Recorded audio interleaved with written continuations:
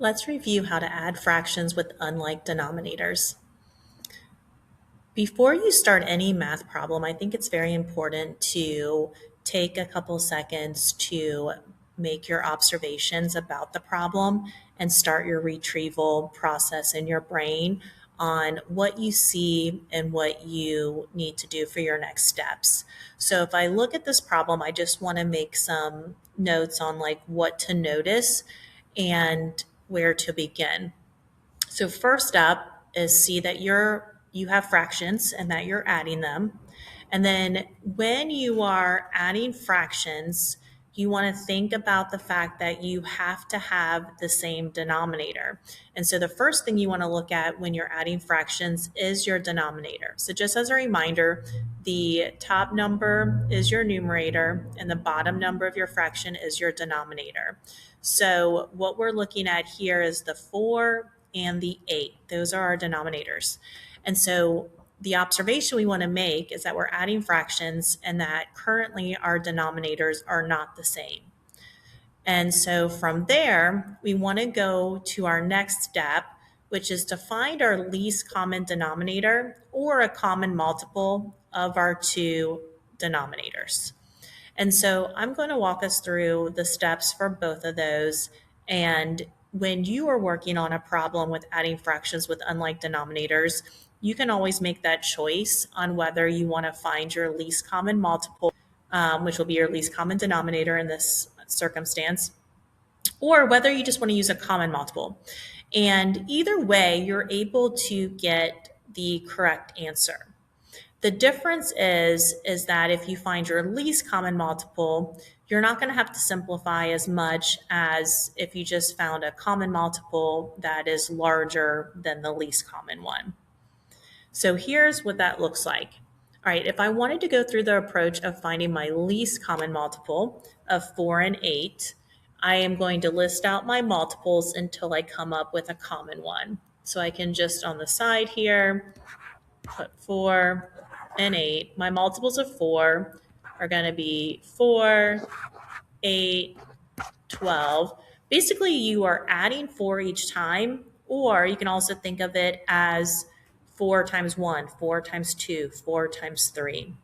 And then we can do the same with 8. So my first 8, and then I'll have 8 times 2, which is 16. Now with this, we really don't have to continue this process because we already have a common one, the 8.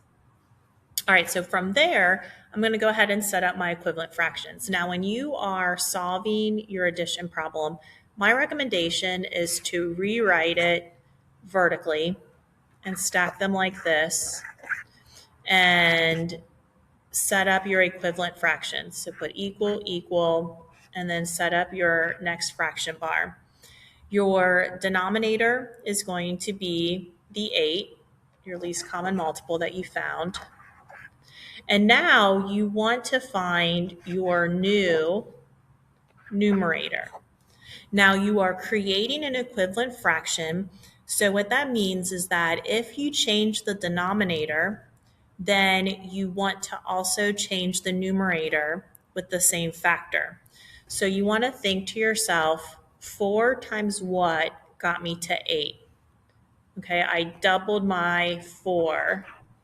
So if I doubled my denominator, I also want to double my numerator, and that's how we keep the equivalent form.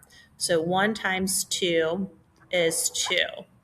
So if you had the same size pizzas, 1/4 of the pizza, if you were to cut that same pizza into 8 slices instead of 4, 2 of the slices of the 8 would be the same as 1/4. All right, so then if I look at my second fraction, 8 times what gets me to 8? Well, I didn't change my denominator, so I don't need to change my numerator. Or another way to think of that is I just multiplied each of them by 1. All right, once you have your equivalent fractions, now you're able to add these together. So whenever you add fractions, you have to have the same denominator. And so then you can see how much you have. And so once you get to this stage, Your denominator is going to stay the same. It's going to be 8. And now you're going to add your numerators. So I'm going to add 2 plus 3, and I get 5/8. And that's how you go through the process if you are going to find your least common multiple or your least common denominator, since it's going to be in the denominator spot. All right, so your other option with a problem like this, either you're struggling with finding your least common multiple, or you just don't want to go through the process of thinking through it like that.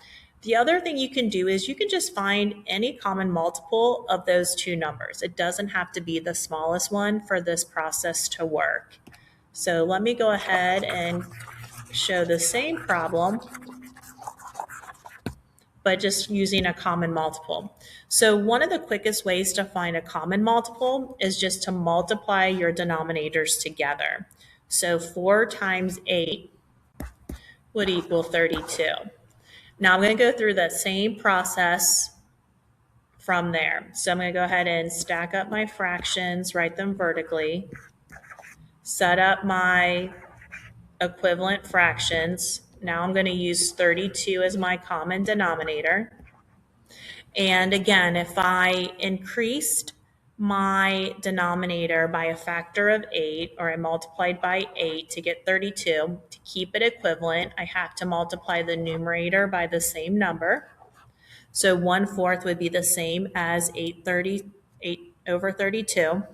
And then my second fraction, I'm going to do the same thing. 8 times 4 gives me 32. So I multiply my numerator also by 4, and I get 12. Now from there, I'm going to do the same next step where I'm going to add my numerators to see how many total do I have. So 8 plus 12 is 20, and my denominator is going to stay 32. Now I'm going to look. Now the other one, remember we had 5/8. Now you could look to see whether or not to simplify that one, but 5/8 is already in simplest form.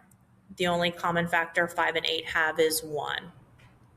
All right, so now if I look at 20 over 32, they do have a common factor. And so you could divide by 2, and you'd have to repeat that process a couple times. Or I can also divide them both by 4. So I'm going to go ahead and divide both of my numerator and denominator by 4. So when you're looking to simplify, you can divide by any common factor. And if you divide by the greatest common factor, then it'll cut down your process a little bit. So I'm going to go ahead and do 20 divided by 4 is 5, and 32 divided by 4 is 8. And notice that the final answer is the same that we got with using the least common denominator. It's just that if you use a larger multiple, you're going to have to simplify, but you can still get the same result.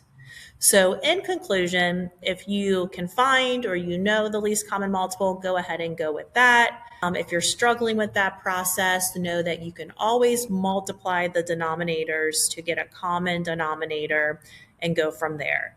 The most important thing is just to remember that when you add fractions, you do have to have a common denominator before you add the numerators, and the denominator stays the same.